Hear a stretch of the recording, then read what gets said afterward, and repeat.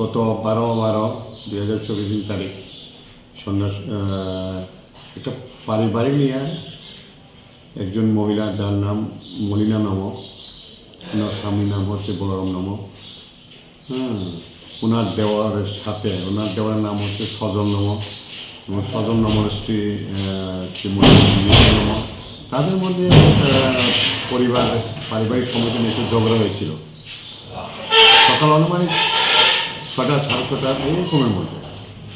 এরপরে সন্ধ্যার সময় মলিনা নামক ওই ঝগড়াটা কেন্দ্র করে নিজেকে নিজে অপমান সহ্য বোধ না করতে পারে সন্ধ্যা 7টা 8টার সময় নিজের গায়ে নিজে কেরোসিন তেল ঢালিয়ে আগুন লাগায়।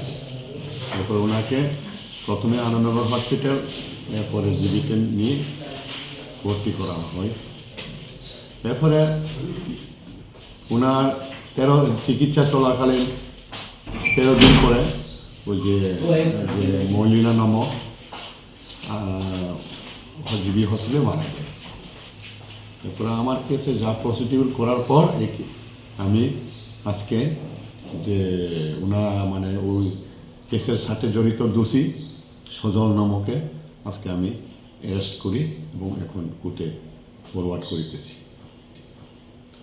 অভিযুক্তটা কার দিক থেকে ছিল? অভিযুক্ত তো প্রথমে 2-3 জন ছিল, কিন্তু ইনভেস্টিগেশন পর দেখা গেল যে সজল নাম এবং সজল নামের স্ত্রী দুজন নামে অভিযুক্ত, কিন্তু সজল নামের স্ত্রী এখন বর্তমানে বাইরে নেই, তার জন্য ওনাকে অ্যারেস্ট করতে পারছে।